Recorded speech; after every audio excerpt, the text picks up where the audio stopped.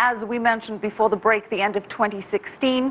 The beginning of 2016 has seen an end to the one-child policy, and that is bound to have a serious impact on China.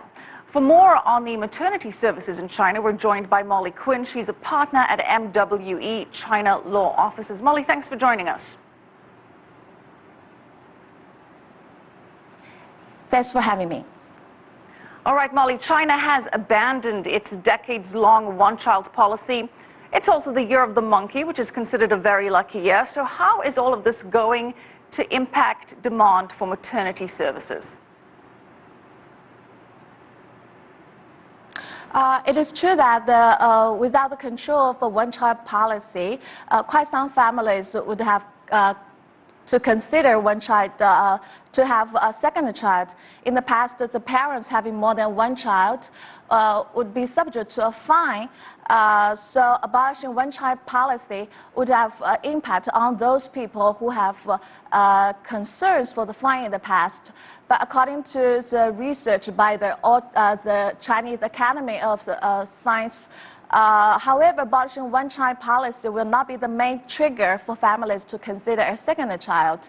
But of course, the year of the monkey will be the trigger for the baby boom, as the year in Chinese culture is good luck for new babies. So I would see there will be the baby boom along with the year of the monkey. Well, with the baby boom, it stands to reason that there will be an increase in maternity services. What is the current size and scope of China's maternity services market? Actually, the market of the maternity care industry is very big, but not mature. And most of the markets of this industry is concentrated in big cities. From a legal perspective, actually, the maternity care fails to be regulated as health care services. But I noticed there was a new guideline on maternity maintenance, which was released and effective on February this year. And it is recommended for maternity maintenance to have various qualifications. But this guideline is not legal provision, so the enforcement effect would be an issue. Personally, I look forward to a more mature and regulated maternity care market. Thank you.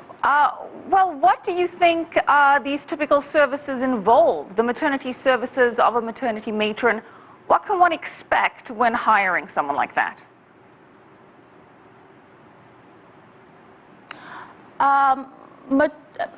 Actually, the maternity matron are in high demand nowadays.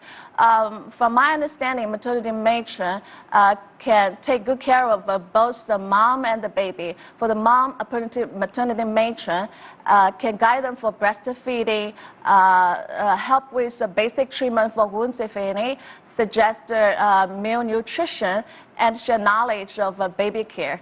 For the baby, a maternity matron will also take care of daily matters, including feeding, changing diapers, bathing, and also provide a basic medical treatment.